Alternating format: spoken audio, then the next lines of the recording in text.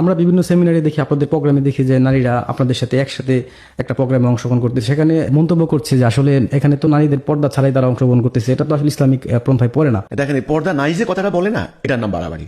পর্দা নাই বালি কি ওরা কি ন্যাংটা থাকে?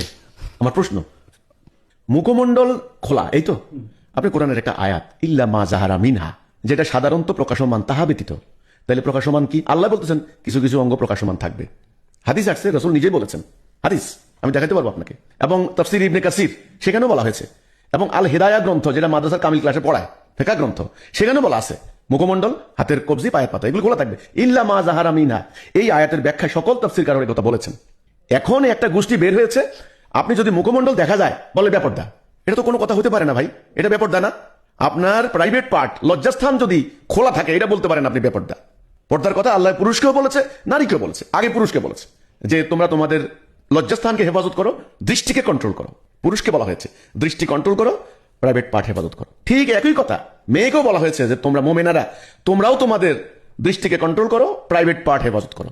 অতিরিক্ত একটা কথা বলা হয়েছে, একটা চাদর বুকের উপর টানিয়ে দাও, তাদের প্রাইভেট পার্ট আর একটু বেশি অতিরিক্ত।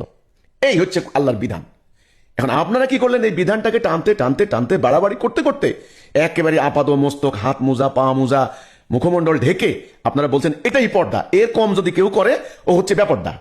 এটা কেমন কথা? যুগান্তর পত্রিকায় একটা প্রতিবেদন আসছে, এটা নিয়ে একজন আলেম প্রতিবাদ করেছেন, কথা উঠেছে যে হাত মোজা, পা মোজা, মুখমণ্ডল না ঢাকলেই যে বেপর্দা, এটা ঠিক নয়, এটার নাম বাড়াবাড়ি। তো কাজেই আমাদের মিটিংয়ে যে মেয়েরা আসে, আমরা ঠিক আল্লাহ রসুলের যে ইসলাম সেটা প্র্যাকটিস করছি। রসুল্লাহর টাইমে পুরুষের পাশাপাশি মেয়েরাও অংশগ্রহণ করতেন, রসুল্লাহর ভাষণ শুনতেন, মসজিদে নববীতে অ্যাটেন্ড করেছেন, জুমার নামাজে অ্যাটেন্ড করেছেন। আজকে হজের ময়দানে যাচ্ছে, হজের বিশাল লক্ষ লক্ষ মানুষ, এখানে নারীরাও যাচ্ছেন। আচ্ছা, আমাদের মিটিংয়ে এক পাশে মেয়েরা, এক পাশে পুরুষরা ঠিক ইসলামের পোশাক বিধি, ড্রেস কোড অনুসরণ করেই তারা অ্যাটেন্ড করছেন, তারা কোনো অন্যায় করছেন না। যারা বলে আমাদের মেয়েরা বেপর্দা, তারা বাড়াবাড়ি করছেন।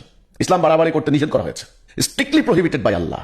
তো কাজেই আমাদের পর্দার নীতি আল্লাহ রসুলের নীতি, আর যারা এর বাইরে কথা বলবে ওরা বাড়াবাড়ি করছে।